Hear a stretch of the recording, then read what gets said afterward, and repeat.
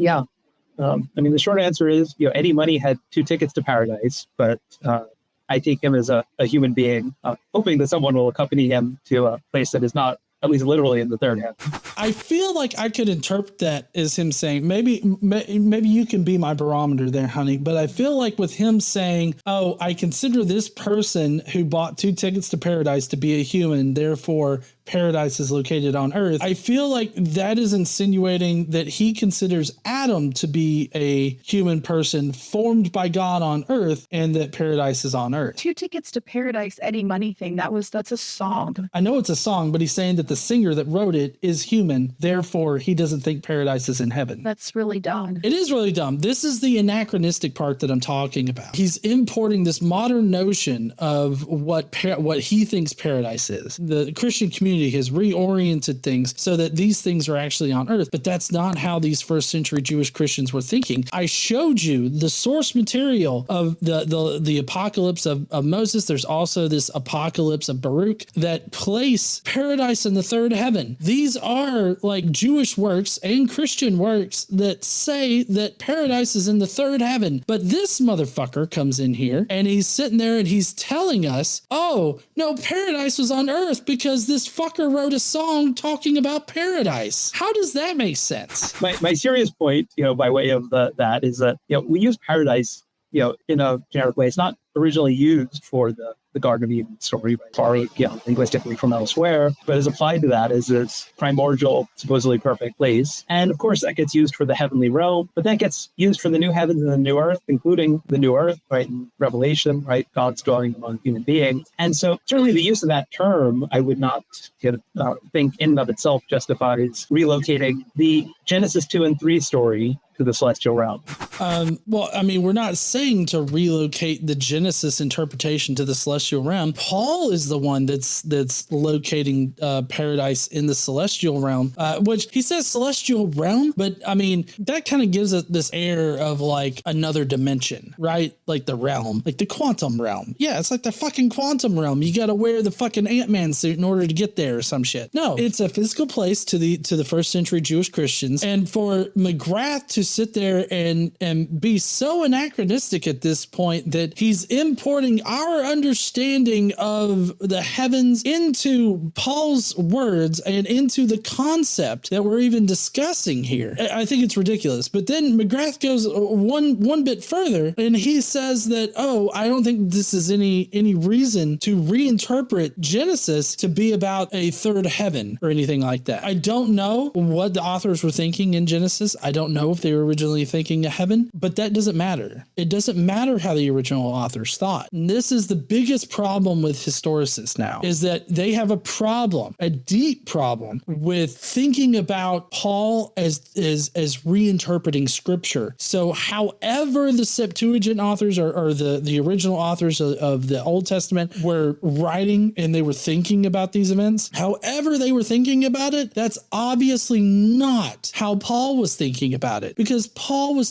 actively taking part in Pesher logic. And so what that involves is taking certain things from the Old Testament and reinterpreting them into a new allegorical meaning. And so considering that Paul is a well-learned Jew, like Paul says this in Galatians 1 something fucking or another, that says that he has progressed in his Judaism beyond all of his peers. So he knows the scriptures. He reinterprets them. And he, along with other Jews at the time, understand that Adam was in the third heaven, was formed in the third heaven where paradise is. And we also have evidence in like Hebrews that say that, there are like the structures that are here on earth are just tainted copies of the structures in heaven. And at every single layer of heaven, there exists an even more perfect version of whatever structure is there. Think of an onion, right? We're the rotten core here on earth,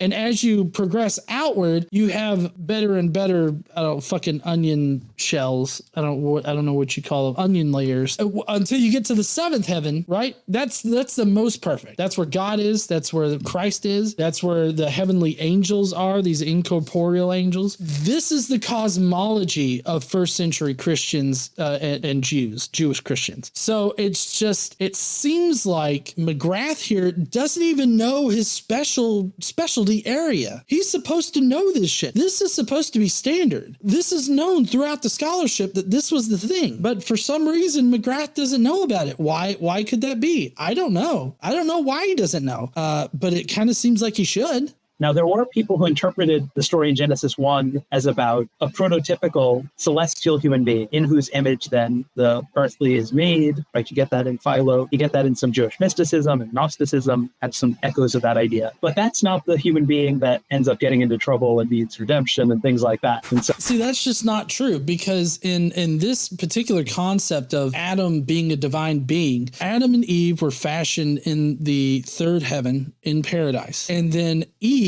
was convinced by the serpent, who was a demonic figure that I guess came from Hades, that also existed in the third fucking heaven, as we see in the Apocalypse of Baruch. This figure convinced Eve, eat the fruit. Eve ate the fruit, and then they got tossed out of paradise. Being tossed out of paradise, could that possibly mean that paradise was on earth and they were just simply tossed out of the garden? Sure. But it also makes sense for them to be tossed out of paradise, being that they were thrown out and cast down onto the earth. Adam, Eve, and the serpent. That makes sense when you also consider the other material that existed at the time in the first century, most notably the Apocalypse of Moses / the life of Adam and Eve, because that did exist and that was believed by some people in the first century. His explanatory power is taking a major hit here because his idea doesn't explain these other ideas in Judaism that we have. Now, he did kind of, he talked about some Jewish mysticism or Gnosticism or something like that. Like he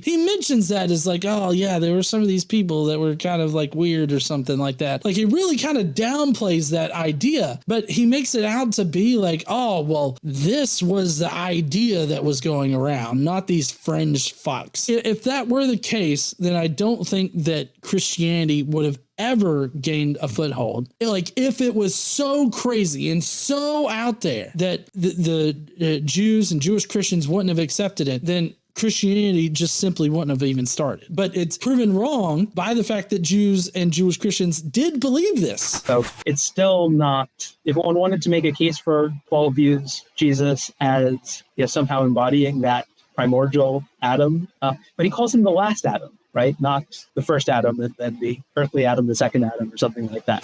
Well, I mean, God calls Jesus his firstborn son. God used Jesus in order to create everything, like through everything. I mean, this is just standard in the literature. I don't know what this entire section has to do, like calling someone the last Adam and the first Adam. I don't understand what that has to do with anything. As far as one, paradise existing in the third heaven, or Adam being made in the third heaven, I don't know why he's trying to connect this to the whole Christ figure in the way that he is. If one wanted to make a case for Paul views Jesus as somehow embodying that primordial Adam, Jesus inhabiting that primordial Adam. I'm not just like being dumb, right? Like that just doesn't make sense. Like even on minimal mythicism, like that just doesn't make a whole hell of a lot of sense. Like that's not what we say. This is the problem with scholars like James McGrath, as well as Craig Keener, Craig Blomberg, or others, is that they don't actually know the arguments of mythicists. And I've said this several times in the most